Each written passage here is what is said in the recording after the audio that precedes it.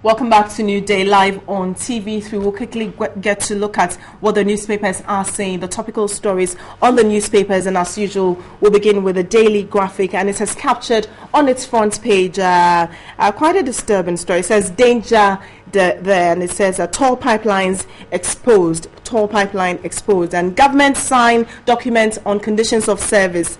That's the conditions of the service with GMA, and that was mentioned by the Minister of Employment. And also, to err as human, that's the former DVLA boss, begs about inflated Photo X contracts, and that contract was said to be $3.6 million, and it turns out to be, eventually became $9.9 million. And on the front page of the Ghanaian Times, chief flees as gang of weapon-wielding macho men storm palace during Akwesidai festival. Afokos lawyers protest over delay. NCA takes on GRA others. And then government labor agree on tier 2 pension. So those are the biggest stories on the front page of the Ghanaian Times. And on the back page, talks about the Black Stars leave for Comoros tonight. And it has a picture of Asamoah, captain of the Black Stars. And Daily Guide says Anas judge sues CID over bribe. Justice Derry sues over the bribery allegations. Also, DVLA 3.6 million turns $9.9 million as captured by the Daily Guide. My final paper for the morning, BNFT says ICT chamber to sue $83 million to retain LTE, long-term evolution. Also, it has captured on its front page, tallow output hells bridge gas deficit. So those are the biggest stories on the front page of the 4 papers I mentioned, Ghanaian Times, Daily Graphic, BNFT, and Daily Guide. I'll introduce my guest quickly. From my extreme right, Richard Nyama is a member of the New Patriotic Party. And, quite recently, we spoke to him on the Loretta Lamte because he petitioned the president. And following that, the investigations concluded and the Shraj board has been removed from office. So good morning to you, and thank you very much for joining us in our studios. Next to him is a legal practitioner, a contributor to our news, and also regular on the New Day platform here, lawyer Yaopong. Good morning, and thank you very much for joining us. All right, then. And next to me, my immediate left, is a lecturer from the Central University College, Reverend Pa Eko Kwe. Very good morning, and thank you very much for joining us. Good morning. And my final guest for the morning is a presidential staffer and also former member of parliament for Adenta, Mr. Kweku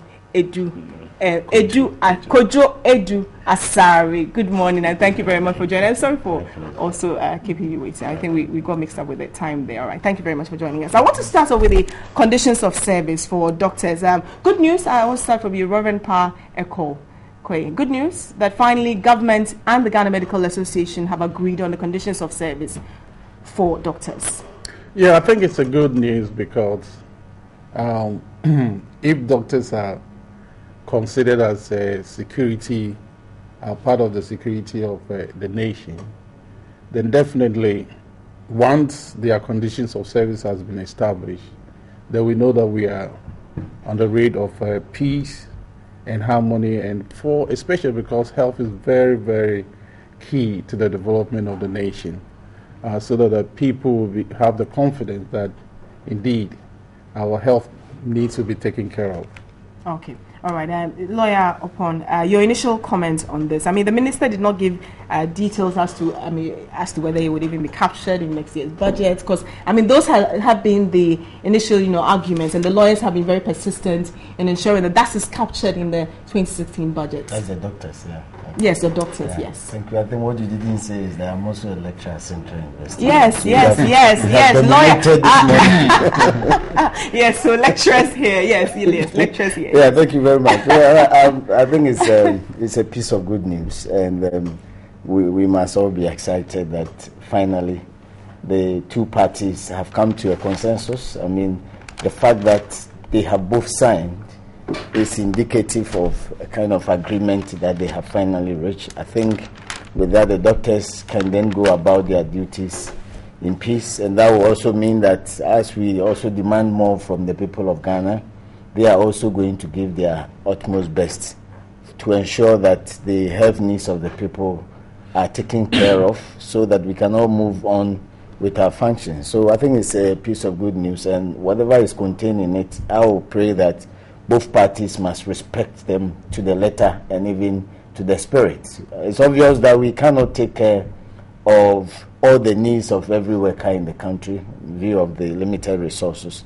In fact, it cannot be done anywhere, but the limited ones that we have agreed on, both parties must ensure that as we ask for more, our output must also justify how much the people of Ghana should be in the position to pay you. So it's a piece of good news, and let's all applaud the parties for coming to this very important agreement. But right. It's just for the rest of us, really. Okay. And the minister is quoted as saying that, he declined to give further details of the deal, insisting that it was not a good and fair labor practice anywhere in the world to make the conditions of service public. But at some point, we saw, write-up all over on Facebook, WhatsApp, and all of that, which also sort of generated a certain idea in the mindsets of Ghanaians, which was actually resenting the doctors. So now he's saying it's not good. Well, I think that I will not fault the minister or even the government,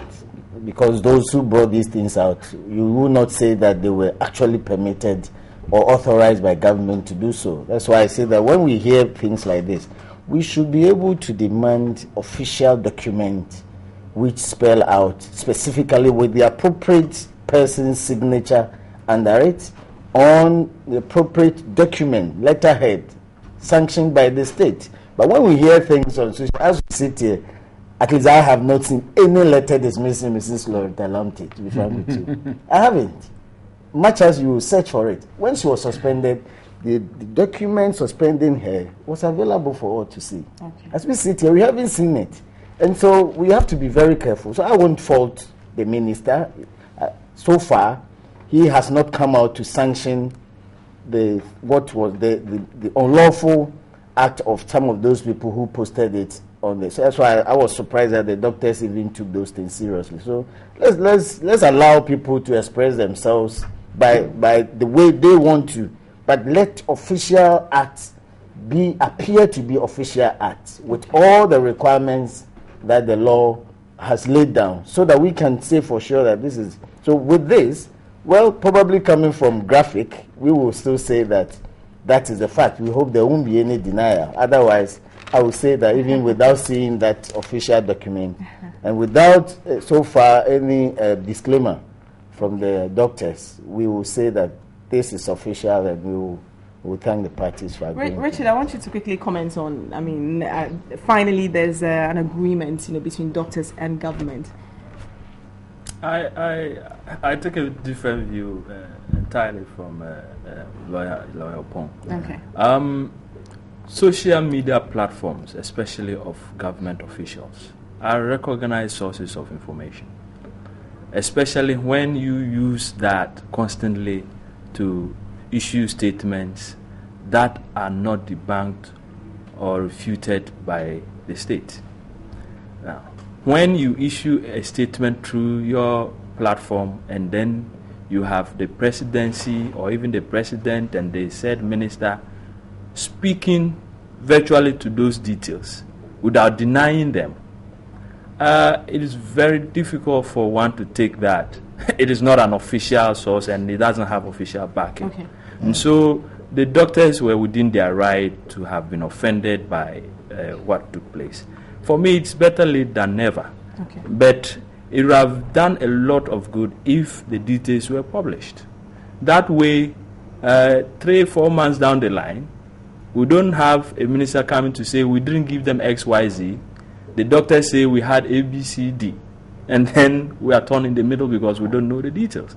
It's the same as this Loretta But issue. The earlier documents that were circulating on social media, were leaked obviously by somebody, and so people have a fair idea of what probably they are asking for. But then we cannot also stand on that and say that is what the government is giving them. No, that is the difficulty. if it is acceptable to both parties, I think there should be a communique out there telling us that, look, we have agreed, not necessarily the nitty-gritties of it, but we have come to some conclusions on A, B, C, D. Then it's out there that the government is committed. We can hold the government responsible. We can demand some deliverables from the doctors to that effect. But as long as we are left in this vacuum, there's space for government to sometime down the line come and deny that we had any such agreement. That ties into the issue of Loretta Lamte. There is supposed to be a dismissal. There's a report, obviously. I am the petitioner. I am not required to be given a copy. I don't know the details of it. The president is supposed to have started implementing. Dismissing the woman could be just one of 10-point recommendations to be implemented. If it is not published, how do we know and follow up and ensure that the president is actually implementing what is being required of him?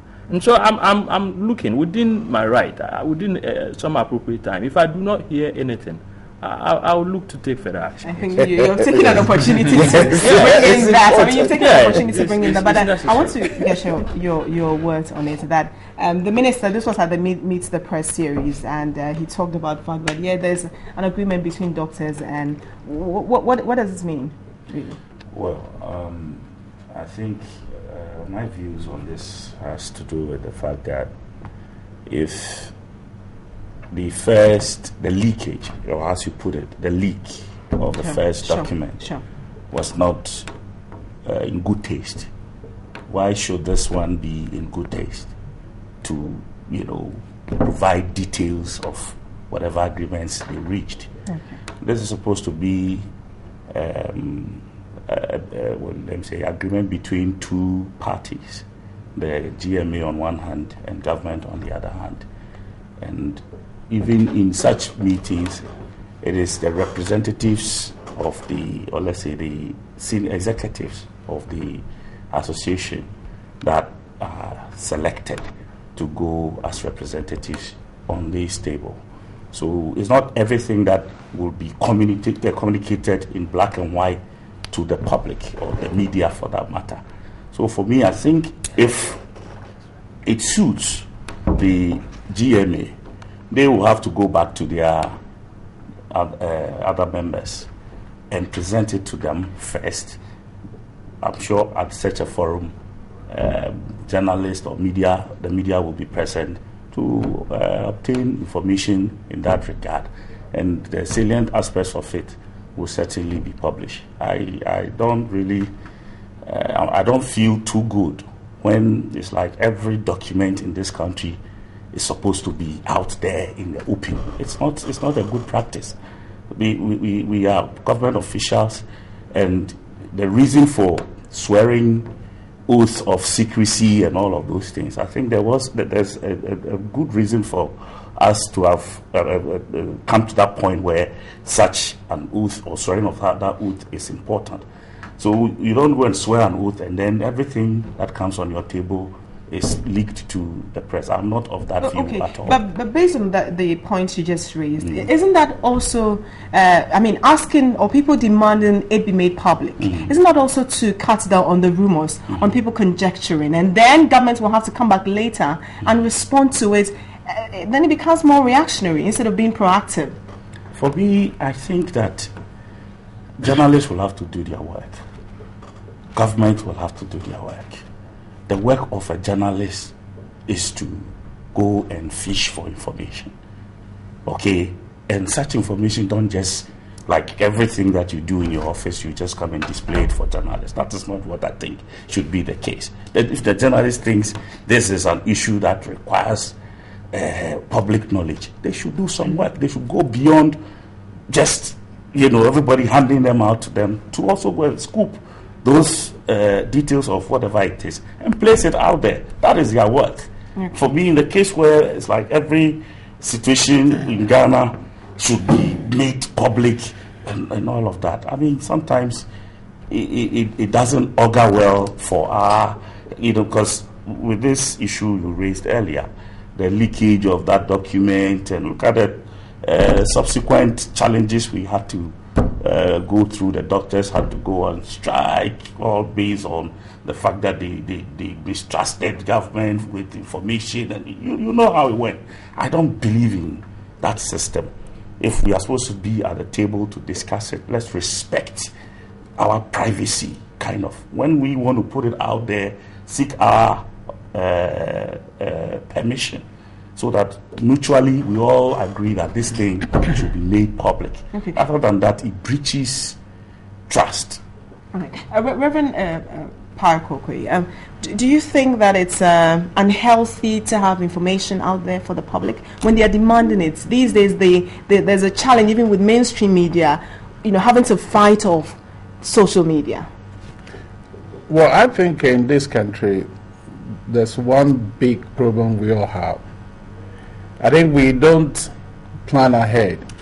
We don't think ahead, and we don't try to manage information properly. And that is what is creating a very big problem for us. Okay.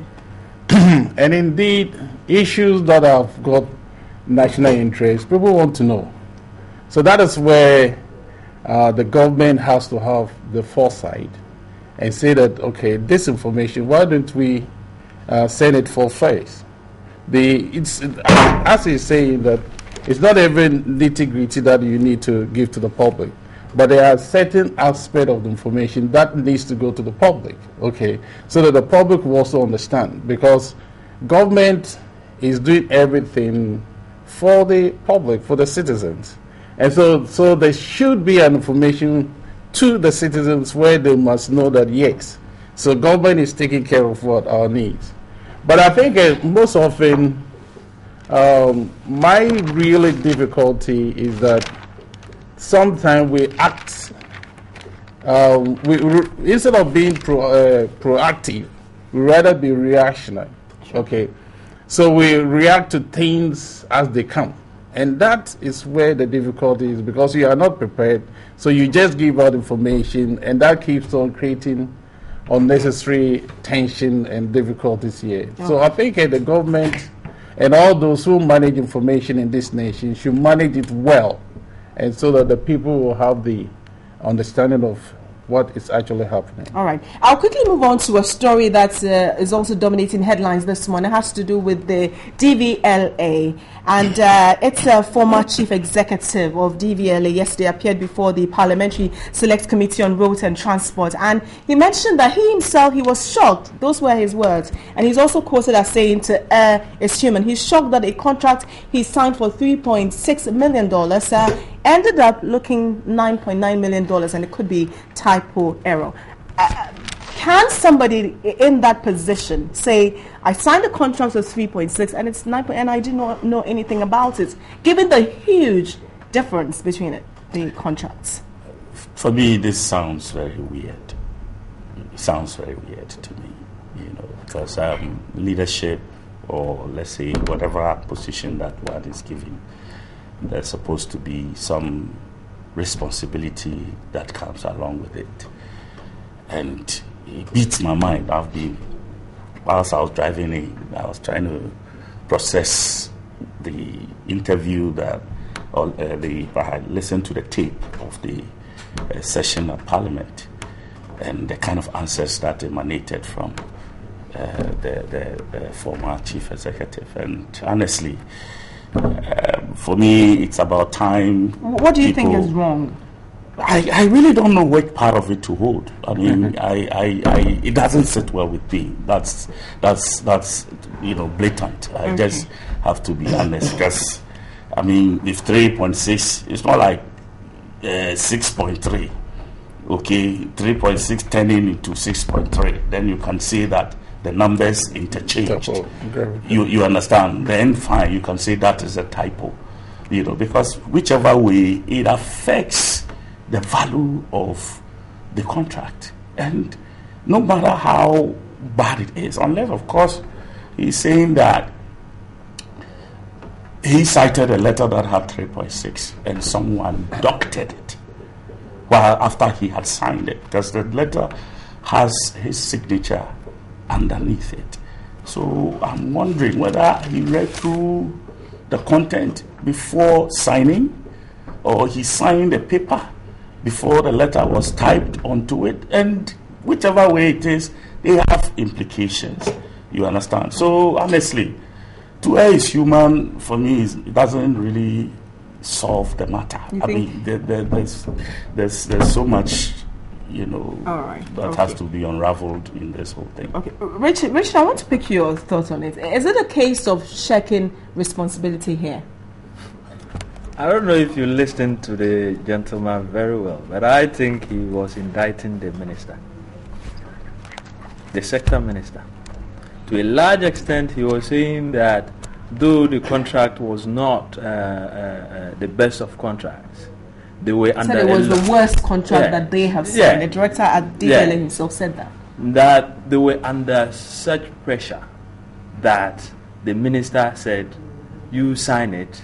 Let's resolve the pressure, and then we'll go back and then look at things." So I think first and foremost, he has given us some direction. We should be calling the said minister to the committee to also answer some questions. Did you authorize this contract to be signed? And if you did, how much did you authorize? And how come the figures have changed if you indeed signed something less? These are questions that we seriously need to look at.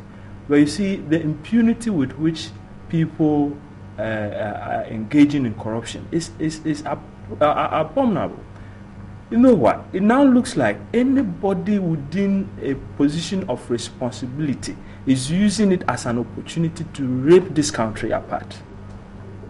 Virtually every sector, and if we take our time to look into the books, we'll be shocked. You take the Auditor General's report every year, and it's fleas after fleas, people raping the country, and we seem to do nothing about it.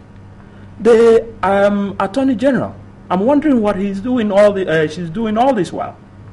If you take the reports that have been piled up, several billions of dollars going down the drain, under the law currently as it stands, she has the right to sue those people and retrieve the monies to the state.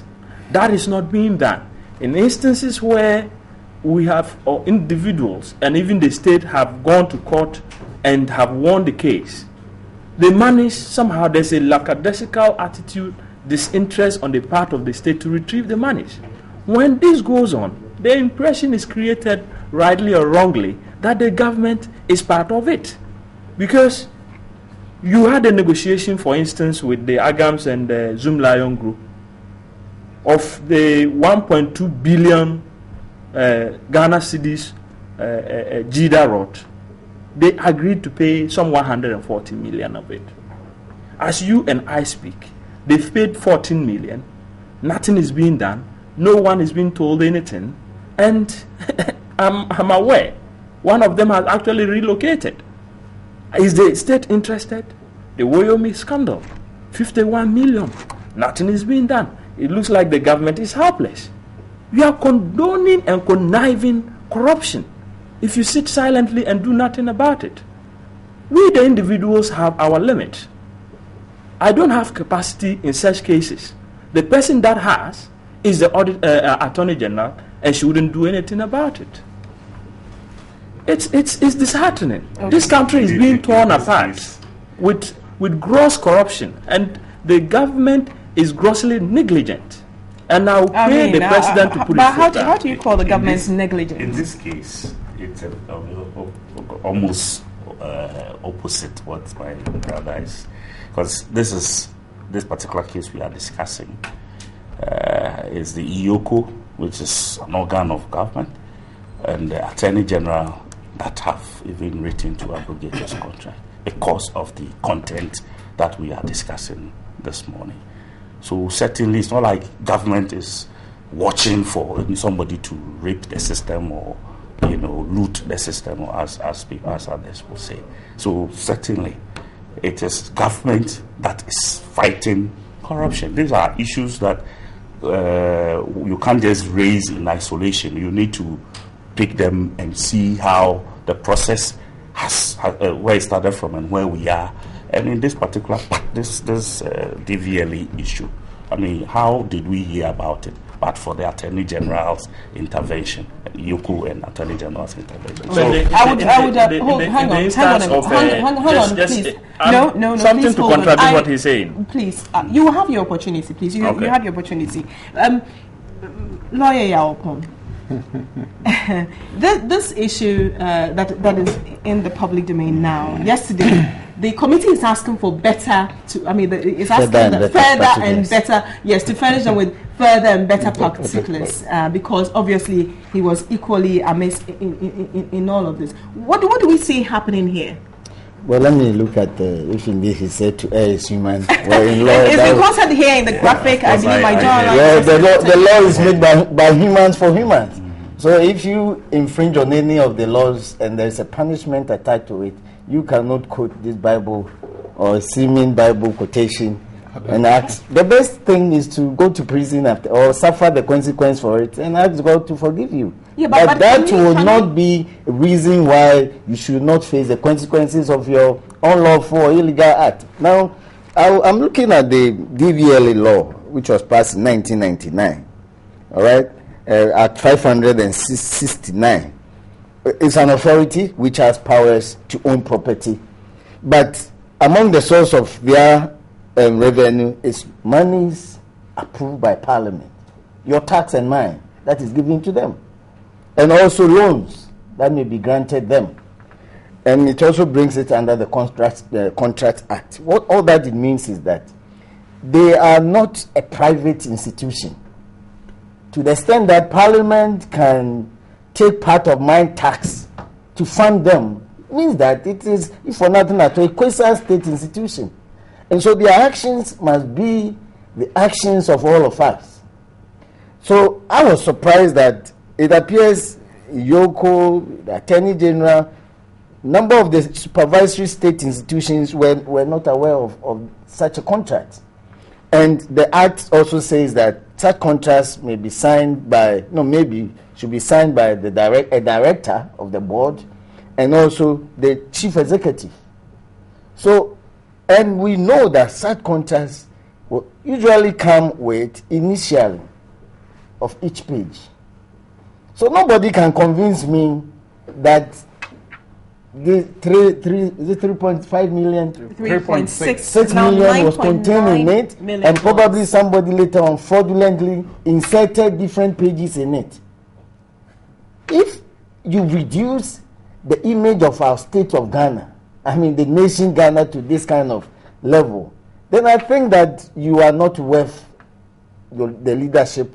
Those in charge. Okay, but one of the reasons when he mentioned that, this was a contract that dates back 2006, and they wanted to abrogate it, but he was surprised it was even renewed because there was a backlog of 250,000 cars that needed to be cleared. But is that reason? And then there was no other option but to stick with PhotoX. Is that even a good enough I think excuse? He's just applying the illicit Adam and Eve, blame others but us concept. Okay. And it is very disheartening that he is not even there asking for us to give him the opportunity to pay whatever we have lost, but rather justifying it because other people, he said their estate units were responsible for reviewing.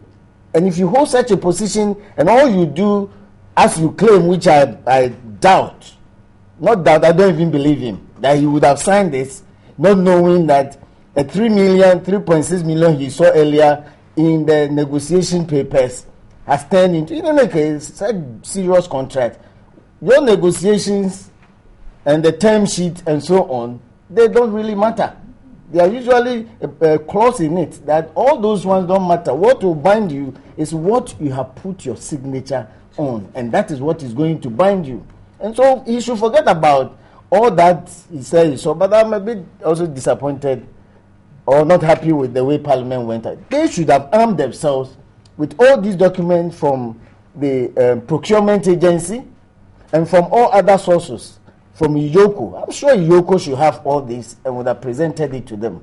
But when you now say that people should go and bring further and better particulars, this is a perhaps to buttress the 3.6 or to prove that indeed it was just a typo error, not that indeed it is 9.9. Right to the PPA to request those documents. That is Parliament. Yeah, well, it's not like they are asking the gentleman to present. But I think it's something they should have done first and would have confronted him with it. I mean, when you truncate proceedings like this way, you allow people to go and regroup and now come back to try and correct something ex post facto. You understand? So, for me, whichever way it is, my position on matters like this is simple. If monies have been lost, recover it from the people. This idea of them taking people to prison, they come back, they invest the money, they come back, and if they are lucky and somebody who is their favorite is in power, then they bring them back and continue the rot. We should stop it. If anything is amiss, and again, I think that this is a clarion call to the Attorney General Department, that even with these authorities, because they did it with DPHA, even with these authorities, the draft document should be brought to the Attorney General's Department. Secondly, we have internal auditors in that department established under the law. Are they also saying that they never saw something like this? We have accountants in there. These are matters, especially dealing with accounting and figures. These are things that, so what do we pay some of our people? Sometimes it's so disheartening. But then we have to be cautious. I said elsewhere that the immediate solution is not the abrogation of the contract. We have to tread cautiously. I think the Attorney General would be better off if they call in this document and perhaps go to court. When a court of law gives you an order cancelling the contract, or abrogating the contract, you are better off. Because sometimes when we in the heat, we take decisions like this, you go to court, because now it is your word against the gentleman. All that he would say, or the company, all that they will say is that as far as we are concerned, we were negotiating on this amount. It was finally agreed that we signed 9-point-something million, and we are bound by this. When you sign a document with your eyes open, and we say compus mentis, your mind is present. You then turn around to say that you made a mistake, unless that mistake can be justified on the basis of undue influence, which in this case, even the state is bigger than this company. So undue influence and all those vitiating factors. And you cannot even prove fraud. As it stands now, I don't know how we are going to prove that one of the parties has fraudulently inserted anything in there. Right. The bottom line is the man erred, but he has erred in law. He can ask for forgiveness from God later, but he must face the consequences of his errors, if at all. Do you also see it as, sharing responsibility? That yes, it is them, but not us. Well, and should we take his word that, I didn't know, it was 3.6 I signed. I don't know how it became $9.9 million. Why should we take his word in the first place? Because you know that a document where you sign is going to bind you. And it has got what they call legal conditions attached to it. And so if you are signing some documents in that nature, you should scrutinize it first and be sure that whatever it is there, it represents you. So tomorrow you know that you have a good standing, okay? But in the whole, you see, it is a heartbreaking thing to see that this nation has gone through what we call doomsday for 3 years. And we are now beginning to understand that the problem is not technical, but it's what? Financial. And therefore, when we see all these malfeasance, people taking the money, and we are not even doing anything about this doing something, it breaks our heart. And so I don't think we need to take his way serious. He has to face what? The rigors of the law. And then collect the money so we can use it to buy what? Either fuel or pay for the gas. All right. We'll quickly move to yes, Richard. Yes, back to you. You wanted to make a point. Yes, go ahead. Edward Sari was making the point that it is the IOCO and Attorney General that has brought this up. Mm-hmm. It was it's a joy. Yes, that's my point. Yes. The point is that hold on. They did the investigation. At the time they brought this issue up. You see, all right, that is where the problem is. There's information. You don't wait for the media to scoop information. No, you don't wait for the media. The dates of these correspondences. And just suppose that But you let him make the point, and then you have your opportunity. The point is the point is that investigations have been done. The state actors are not acting on it until a media house exposes the matter, and all of a sudden we are sitting up. But you see, there's a contradiction in what you earlier said. Iyoko is the one that brought about this issue with the Attorney General. It's the same as in the what do we call him?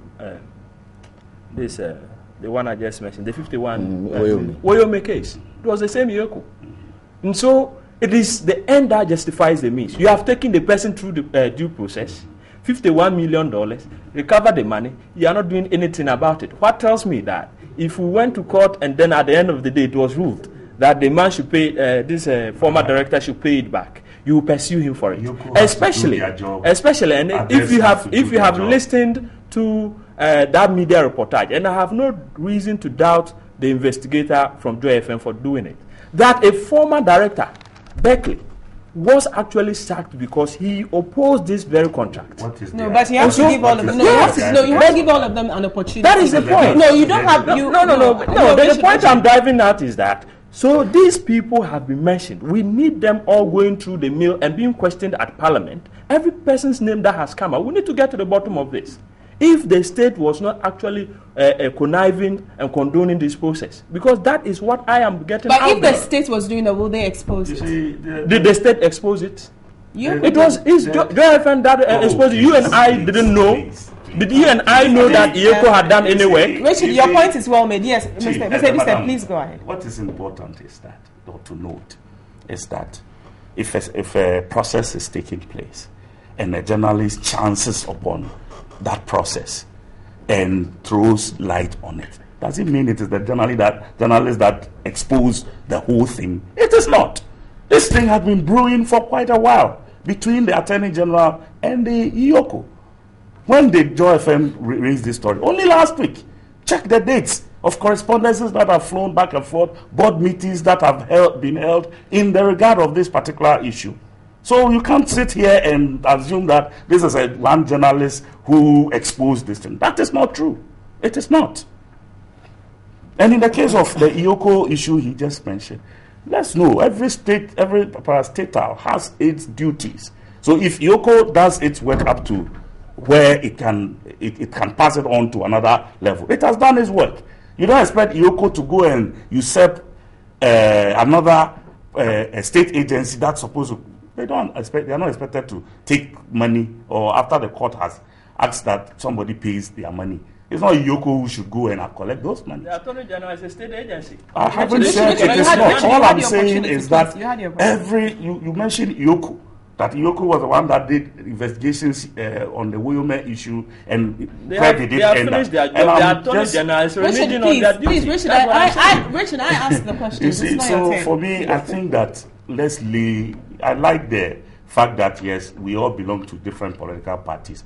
We may like to cash in on issues that come up and either make government look bad or also hit on the opposition. I know that, but please, let's present it with the facts that come along with it, so that our listeners and viewers will make informed decisions based on the practicalities on the ground. Okay, but do you get the feeling that there's a certain posture that people are abusing the system, and so when these things are exposed, it sort of makes them sit up? Like you said, maybe correspondence between board meetings and the like. Of the media, we all agree that the media is the fourth estate of the realm, and they have a role to play. They are supposed to highlight some of these things for us. So I am with them in this whole thing. But for them, this issue would have been going on all right. But on the blind side, maybe somebody could have been lackadaisical about it and all of that. Now that it is in the public, you are interested, I am interested, everybody is interested. So the players in it who should ensure that this thing gets is investigated to its logical conclusion will sit up. And I'm happy with that. But I'm saying that in doing this, let's all present the facts as they are, rather than making political capital out of it just for expediency purposes. That's my point. Okay, all right then. I would want us to move to the Daily Guide because it has captured the judicial scandal, and the process is still ongoing. And on the invitation of the Director General of the Criminals Investigations Department, Justice Derry was invited, and he says that he will not, because there's already a petition or he's already sued them. And that amounts to, there's a lawyer here, so I would want him to first of all explain that to us. Anas has been sued by Justice Derry over this issue. Just walk us through what Justice Derry is seeking to achieve. Well, I don't think Anas has been sued. If okay. anybody or person has been sued, they need to be Tiger Eye PI. Incidentally, I just read from Citizen Vigilante, a very damning expose about this whole thing. I mean, I think there's a lot coming. Okay. But so that is just to settle it. Sometimes we confuse it. Anas has never done any investigation on charges. Okay. It's a company which is independent and autonomous of Anas. That is why these days they even go there with more than one person. These are officers of the company, whether registered or not, which is another matter that we'll come to. So until we settle that, we always have problems with even the personality that filed the petition before president. It wasn't Anas. You understand, which I think we all do, the autonomy of companies. Then we will know the exact position. So Derry, Justice, has, in all the duty, he has filed before the court. If Anas is in, then he is in as a person who has personally done something that is against the law and which relates to the judge. Otherwise, it is Tiger Apia anyway. Okay. So that is the personality that has been sued. Okay. And also the CID. Because the point the judge is making is that, look, I have sued even the Chief Justice, General Legal Counsel, and want interpretation on all these processes that went on, and it's pending before the Supreme Court. And therefore, in his view, it will amount to an infringement of his rights and also an issue of prejudice if another state institution were to investigate this same matter which he has placed before a court. There is still a ranging controversy which appears to be settled by others, that whilst a civil matter is pending, a criminal matter can also commence or be pending in respect of the same or similar facts. Sure. Since it's in court, I will leave that judgment. But I think the whole point is that the people of Ghana has outlined the laws relating to the removal of judges. Very elaborate one because of our past, where, especially during the time of the President Nkrumah, where if you disagreed with him or his ministers, they need to say Akukosa. He said, look, you cannot do this and embarrass me. He said, well, I'm doing my job assigned to me by the people of Ghana. You're also doing yours.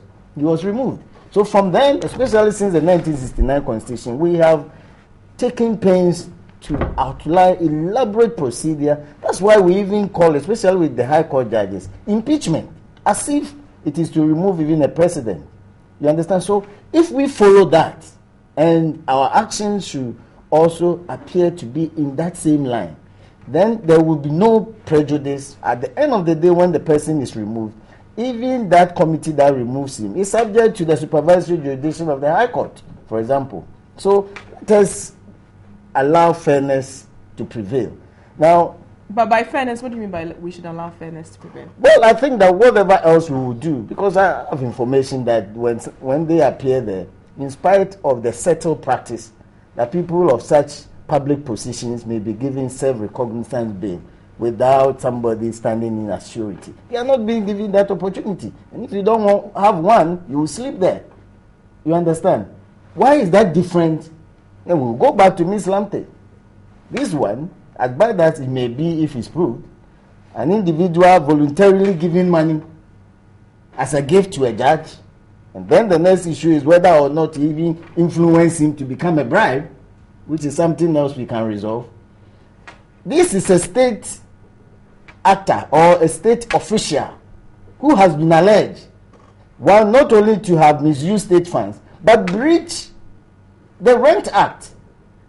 Section 25 makes it an offense to pay more than 6 months rent, as we call rent advance, when you are engaging in a tenancy for more than that period. And she admitted lamely that she didn't even know the existence of that law. I mean, that's another matter. Why hasn't the police invited her? As far as I know, because this is a clear offense.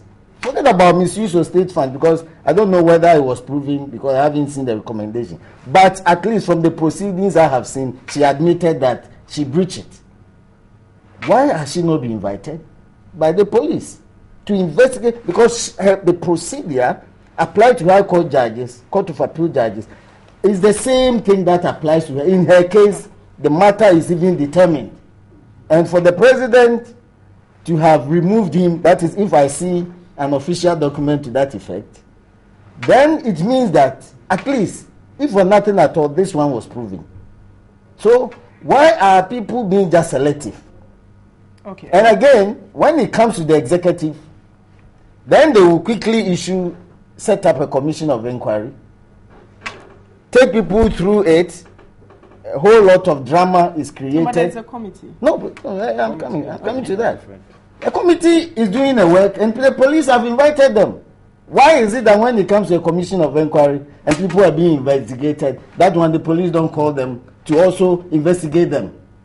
Again, I'm saying that then the executive will finally issue a white paper to clear all of them. Some who are holding state position, we tap their back and say, come, faithful one, come to my end here.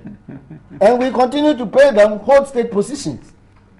Let us all look at, with admiration, what the judiciary is doing. Whether the allegations are provable or not, my point is that let us all learn from it, and let us just be fair to all parties. It doesn't matter how we perceive them to be, whether we dislike them or not. We must be fair, and we must be firm without fear and favor. All right. The point Lawyer Okon is making, do you think we're being selective? Because earlier in the week, in fact, yesterday, we talked about the issue of Martin Amidu, who wrote a piece saying that, well, there seems to be selective. And he mentioned particularly the judiciary. Do you see that there's a selective in terms of who we decide to prosecute? Yeah, if I understand the legal brain very well, then that means that it is selective in the sense that if it comes to one category of people, there's a different kind of process you want to take them through. And if it comes to others, okay, and once that is what creates a lot of difficulty within the what we call the country, in the sense that where one party is favored to go through a certain process, another party is favored in another way. Why should you see? Because in our jurisdiction here, we say that you are not guilty until you are proven. So that's why you have to go through the whole kind of process.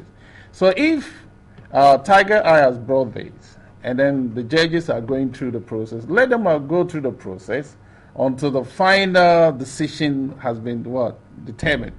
Then, if the police has to invite him, then they go ahead. Okay, so police should allow the process to go through until everything is determined. Then they can which portion that affects them, they can go ahead and deal with it. Okay. Are the police not just doing their work?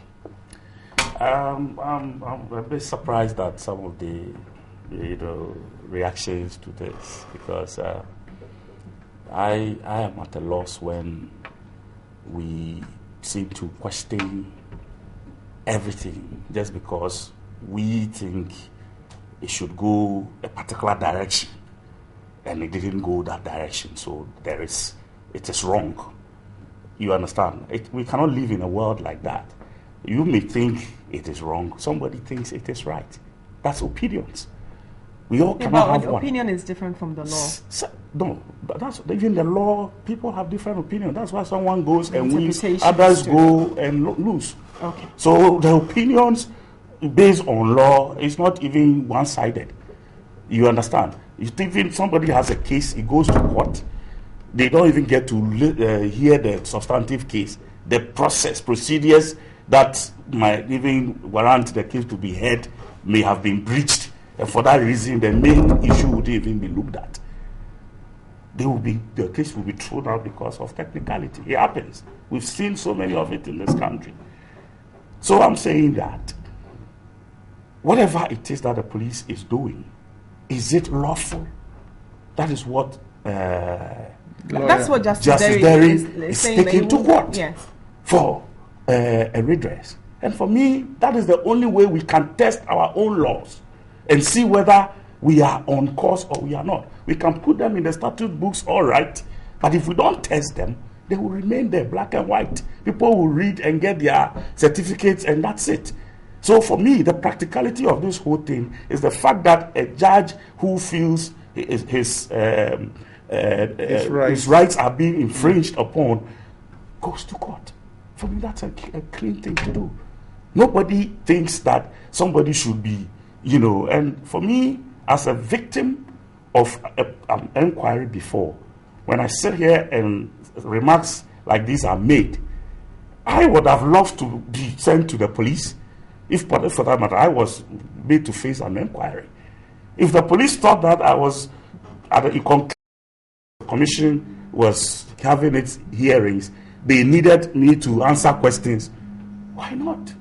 If there was any, who is afraid of, if you have done what is wrong, like we are all asking, if you've done something wrong, please face the music. If I believe in that cause.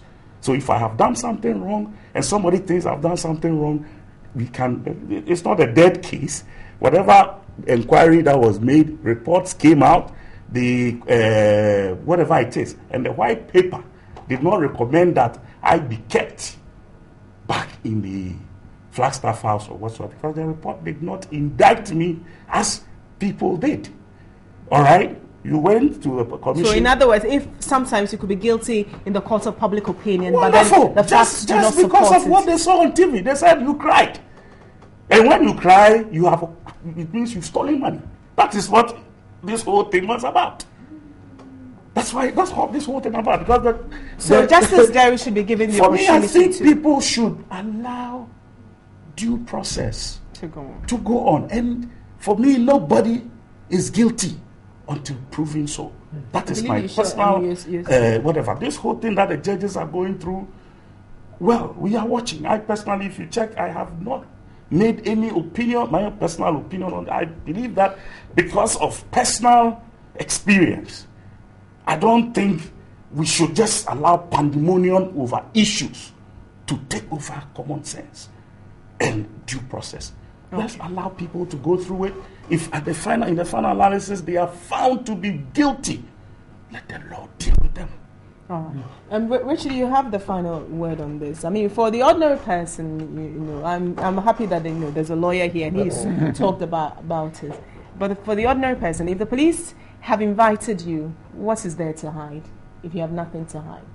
And then, the lawyer says that, well, already I have filed A, B, C in court. So let that take effect because you'll be breaching it. The first thing I would say is in support of what the lecturer said earlier on about we being reactionary as a people. I think the police's action is more reactionary than actually thinking through the issues. Because initially there was no action from the police until there was a public outcry that, look, we have criminal issues involved and that the two can run concurrently. And so why are you quiet and not dealing with it? And from nowhere, the next day people started getting invited to this to the police station and being questioned. For me, if we think through it, and being somebody who has gone through the process, seriously, this matter is not started yet. Loretta Lamptey took 8 months, sitting 3-4 times a week, sometimes 5-6 hours. One person. We're looking at 34, probably 180 of them. Now, if you bring a criminal proceeding against such a person, even if there was no hearing, jostling the two would further delay the process. So I think we didn't think this through. If we had, let them go through this committee. When they are done, you take the committee's report. is in itself evidence for you to then indict them and to make your work easier.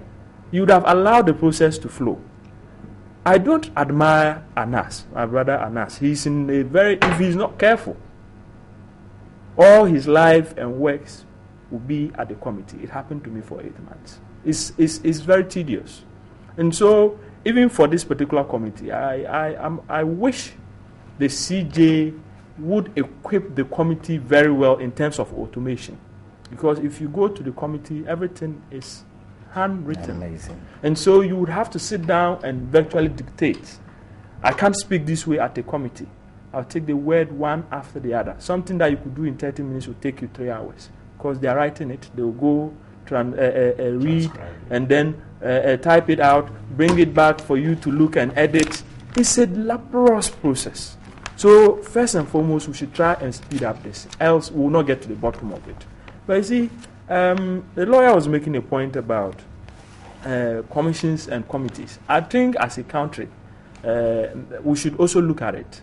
Because if I'm right, with the commissions, their findings are final. You cannot go to court with it. Oh, well, it becomes, if it's adverse, then it becomes a decision of the High Court. Of the High Court that can appeal. That should be implemented. You can appeal against yes. it. And so we would have to, but you see, there's this habit of white papers being issued when it comes to commissions. And the case of committees is like, okay, let's adopt it and move on. We would have to put our priorities right. If we think the thing is a criminal matter and they will have to go through the police station, let that be the process. If we want the committee to sit down and do a finding and then we'll prosecute the people, let's do that. But this habit of commissions of inquiries finishing their work, then white papers being issued and exonerating virtually everybody, and then patting people on the back, if we do not take care, the perception out there is that commissions of inquiries are meant to cover up, wrongly or rightly so. And so we need to take a look at that. All right. Unfortunately, we've run out of time, but I would quickly want to pick your thoughts on the UT boss, Mr. Kofi Amwal, being retired. What's your impression of him? I mean, how he has revolutionized the banking industry? Quick one. Oh, fantastic. He's retiring at a very... He's resigning. You know, he retired and he extended. Yes. So now, look, he can relax and enjoy his life works. Yeah. And for me, that would make a lot of... Because he then gets the space to sit down and put his life's experience into probably a book, go out there and lecture and let the world know what he's been through. Right. Our attitude of staying in the same place till we die or retire is a very good example. A quick one. He says he wants to play more golf. I think it's the best time for him to write books. Unfortunately, we don't get to retire that early. Well, early even in this case can be 60 years. Yeah. So this is an opportunity. He should be writing books, delivering speeches, encouraging people, and at the same time, I expect that he is a shareholder. He will still be watching and also advising the team out there, and he can do that better now that he sits back and he is watching, listening to all others and watching what others do. But I think he's done very well. And if you have to thank you for saying my director. If you had to describe in one word how he's revolutionized the banking industry, what word would it be? Yes, use one word. I've already used the word. How he's changed. Okay, just say it in a sentence. For me, I'll say 18 years of hard work is what has made UT at Kofi Amwal being what it is. Because as a soldier and a military retired very young and then starts a small business. Today it's an institution that is employing several hundreds of people. Yeah, over 2,000. And I believe that he's worth emulating, and he has a lot to give out. He shouldn't just say I'm resigning to go and play golf. He has a lot to impact society with. All right, then. A final one. Right. I would say that it's a good management practice in the sense that we didn't wait for him to die before somebody taking over. Yes. But he is there now, even though he stepped aside, something like succession was planning. so that he could still continue to guide, because he's the brain behind the whole thing. Okay, and normally somebody who is a brain behind the whole thing, when something is going wrong, he has a solution, so he can help until the one who has taken over is completely groomed. All right. Yes. Thank you. I want to say a very big thank you to the presidential staffer here, Mr. Edu Asari. Thank you very much for joining us today. And I know that you had to run out. Also, a big thank you to Reverend Pa Ekokwe, lecturer, Central University College, Richard Nyama here, NPP member and communicator, part of the communication team, and also, of course, a lawyer upon here, also a lecturer, Central University College. There's more coming up on NewDay.